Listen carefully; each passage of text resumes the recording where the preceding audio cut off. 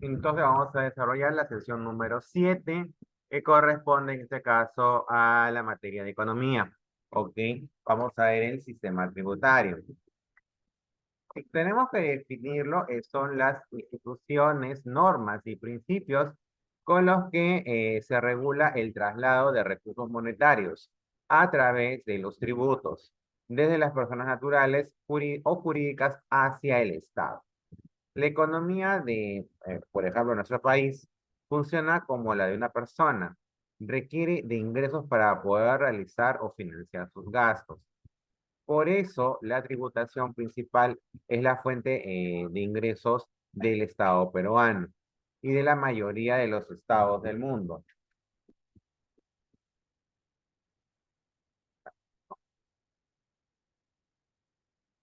No, ya. ¿Ok? Entonces, el gobierno en este caso establece los impuestos que han de cobrarse a las personas y a las empresas. De acuerdo a la ley número 771 del año de 1994 del Sistema Tributario Nacional, se tiene como objetivos incrementar la tributación, brindar mayor eficiencia, distribuir de manera equitativa los ingresos, especialmente de las municipalidades y de los llamados gobiernos regionales. ¿Cuáles son los elementos del sistema tributario? Son tres. La política tributaria, que son las medidas para orientar y dirigir el sistema tributario en el país, por ejemplo, es diseñado por el MEF. El MEF es el Ministerio de Economía y Finanzas. En cuanto a las normas tributarias, son el conjunto de leyes por las cuales se regula la aplicación de las medidas tributarias en el Perú. O sea, en este caso te dice cuáles son las, o sea, qué es lo que está permitido en cuanto a la recaudación de impuestos y qué no. Tenemos en este caso la ley del impuesto a la renta, el código tributario, la ley del IGB. En cuanto a la administración tributaria, son los órganos que ejecutan la política tributaria y recaudan los tributos, como la SUNAT, las municipalidades y también otras instituciones como el SENATI y el CENSI.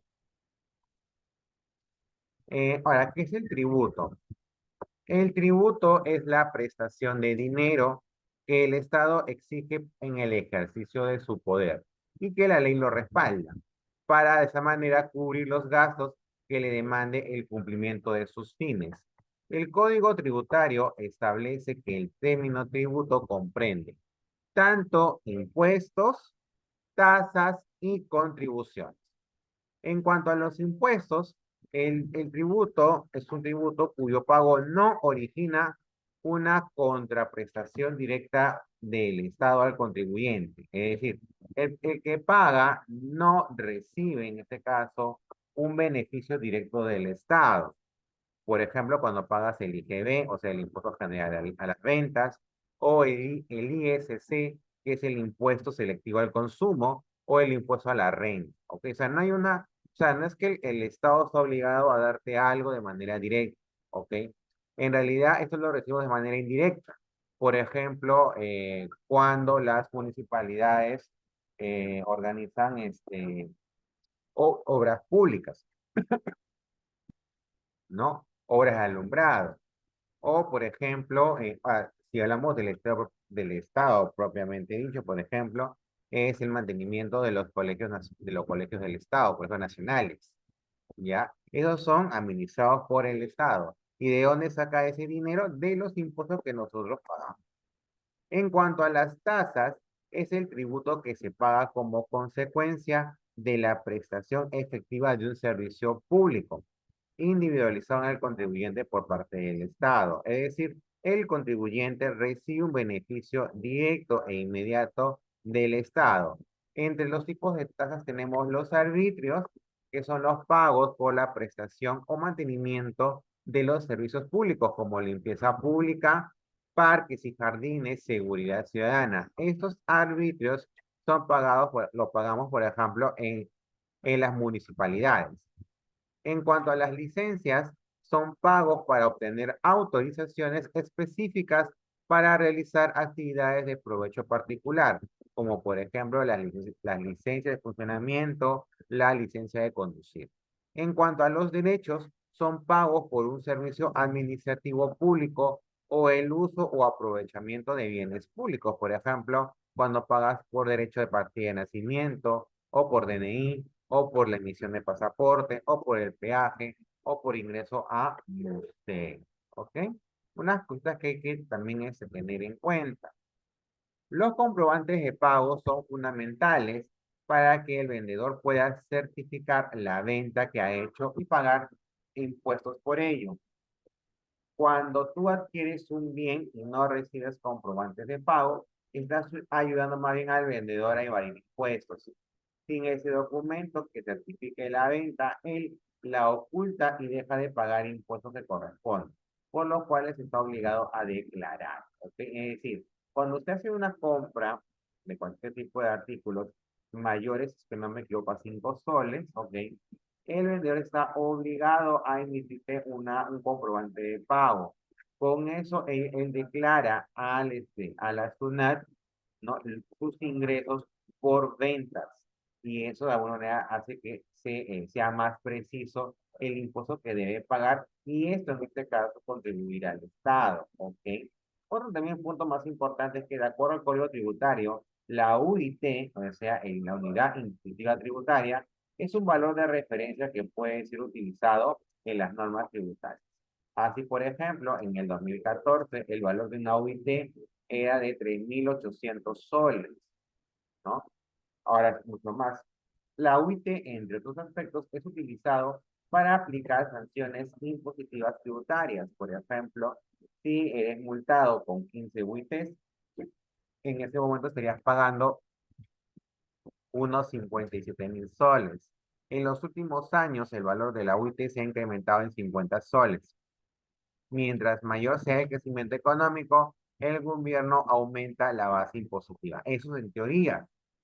Por ejemplo, ahora el crecimiento no es tanto estancado, pero igual el gobierno sigue aumentando la UIT, ¿no? O sea, en teoría hay normas que muchas veces no se aplican, ¿correcto?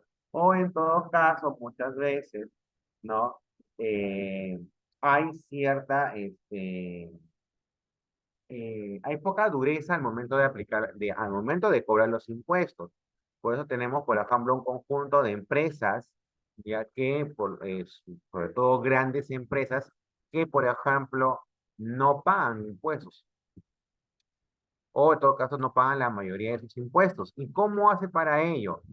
Prefiere, en vez de pagar impuestos, prefiere contratar a estudios de abogados prestigiosos para que les puedan retardar el proceso, judicializar los cobros y en este caso, a través de sus influencias en el sistema jurídico, pues obtener una sentencia que en este caso elimine esa obligación de cobro de impuestos. Lamentablemente, esto sí es algo evidente, ¿ok? No muy popular porque muchas veces son empresas con mucho poder adquisitivo y que pueden en este caso incluir o pueden incluir también en los medios de comunicación. Pero sí se da. En general, grandes empresas, medianas, chicas y personas naturales deben pagar impuestos. Todos tenemos que pagar impuestos, pero en graduaciones distintas. El impuesto que paga una persona natural no puede ser el mismo, no puede ser el mismo, ya, no puede ser el mismo que paga de repente una empresa grande como Telefónica, por ejemplo. ¿Ya?